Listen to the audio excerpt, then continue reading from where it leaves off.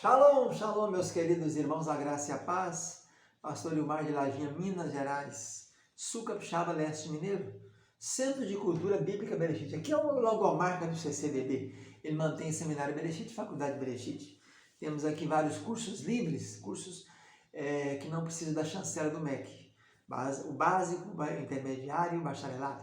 Mas temos também mestrado e doutorados para quem quer aprofundar no conhecimento das Escrituras Sagradas. Estamos estudando aqui, ministrando o curso de intermediário. E a matéria é quarta matéria da História do Cristianismo, a História da Igreja. Na aula passada nós falamos um pouquinho sobre Inocêncio III e as suas guerras para acabar com os albigenses. Mais de 1 milhão de albigenses foram mortos.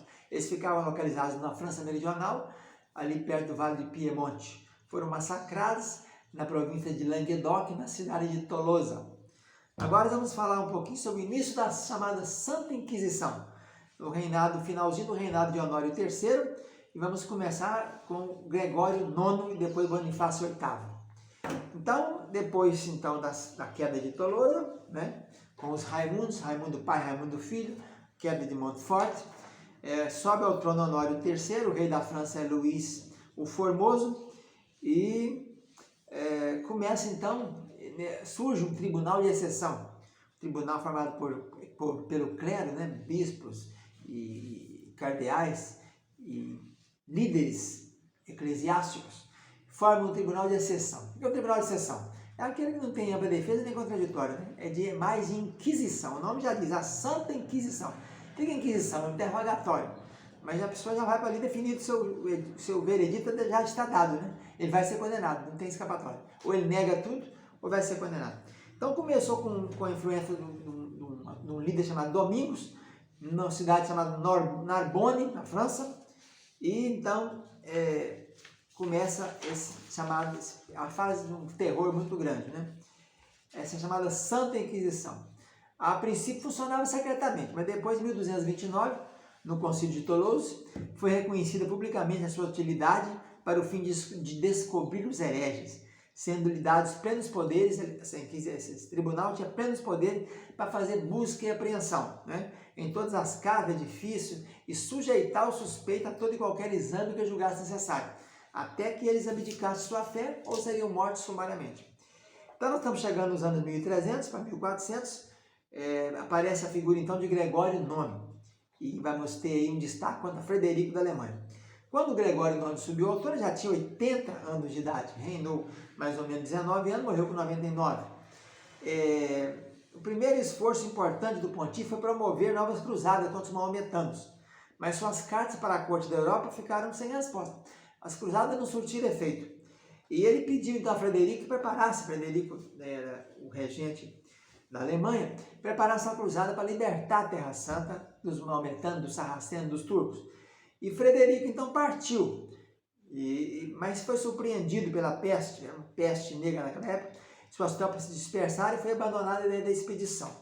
Aí ele retornou. Quando ele retornou, o Papa Gregório IX deu a ele, depois do oitavo, evidentemente, veio o nono, deu a ele então a primeira excomunhão. Foi excomungado porque ele voltou.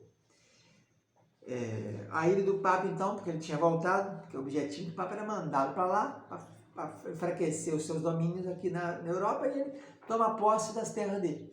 Deu errado. Então o Papa mandou, então, respondeu a ele, o Papa escreveu com a excomunhão, ele mandou uma bula de excomunhão. E o Frederico escreveu o seguinte: os vossos antecessores nunca deixaram de usurpar os direitos de reis e príncipes.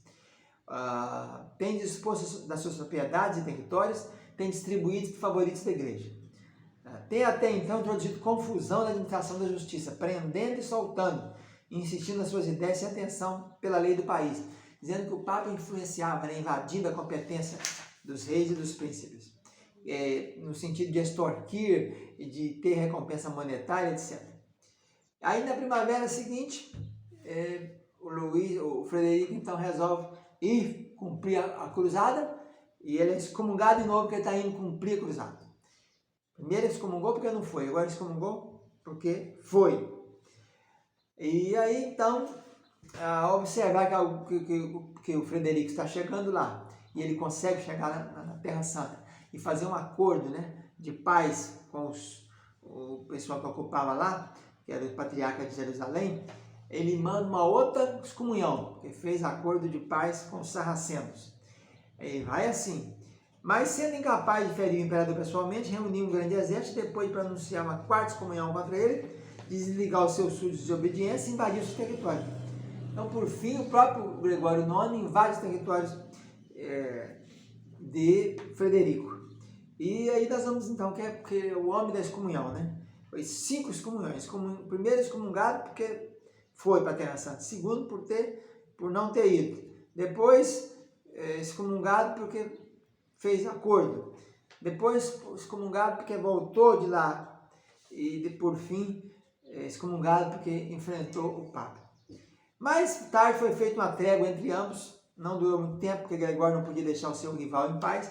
E ainda arrastou uma existência miserável até 99 anos. A luta continua, Gregório morre, mas a luta do Papa para ter terra, para ter poder, continua.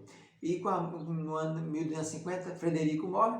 Então, o novo pontificado de Bonifácio VIII é o mesmo modelo, continuar querendo posse, propriedade, terra, bens.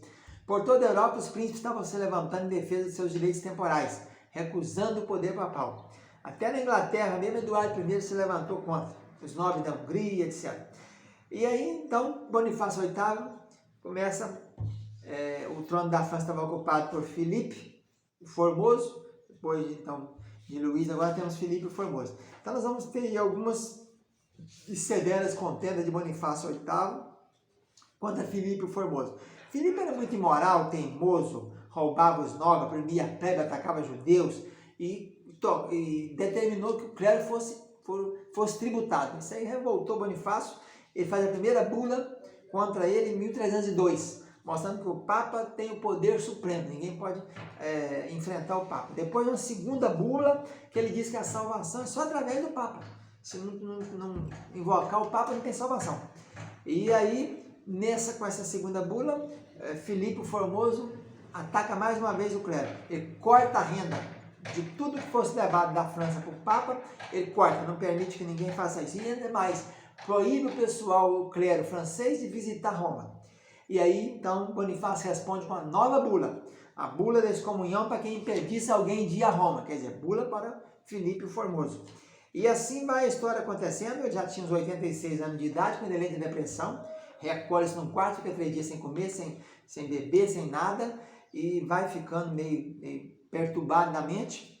E Filipe o Formoso arruma um comparsa chamado Guilherme de Nogaret, que é um chanceler francês, e eles preparam um ataque à cidade onde o Papa morava, que era a cidade de Anagni, e o Papa acaba escapando depois que ele manda os seus emissários para matá-lo, mas o povo da cidade salva o Papa. Ele foge e dali para frente pouca coisa quanto acontece, que ele começa a ficar perturbado da mente e acaba que ele falece depois.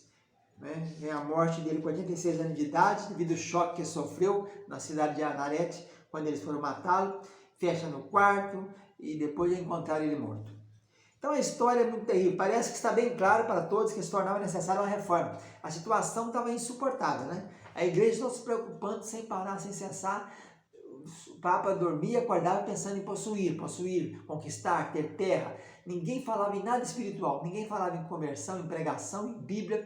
Só se falava de como se fosse o papado, como se fosse Roma, uma província, um reino, né? Ele dominava, ele nomeava, ele levantava, ele não respeitava tribunal nenhum. Criou o próprio tribunal dele, que era chamada Santa Inquisição. E aí a situação ficou insuportável, insustentável. E a reforma era evidente e era iminente, né? Então a noite da Idade Média poderia, na verdade, ceder lugar a um dia claro. Mas essa claridade deveria vir gradualmente, né? Aos poucos. Era preciso que o dia fosse precedido pela aurora, durante a qual mal se poderia ver a luz, né? E os raios do sol tinham de abrir dificilmente um caminho por entre o espesso nevoeiro. E ainda havia de aparecer também a estrela da alva, para anunciar a aproximação do grande astro do dia, que era o sol. E alegrar-se, então, o povo com os raios que ele havia de clarear toda a terra. Assim sucedeu. Então, nessa situação de trevas total, o dia começou a clarear, né? aquela sutil madrugada acabando, quando começa o alvorecer, e aí quando a confusão se tornou maior, as trevas mais profundas, começou a raiar o dia. E aí vai aparecer o chamado Estrela da Alva da Reforma. John Wycliffe aparece no horizonte, que seria o princípio de tudo que vai começar a Reforma, né? Nós veremos isso então nas próximas aulas, o princípio da Reforma. Ficamos por aqui, tchau, tchau.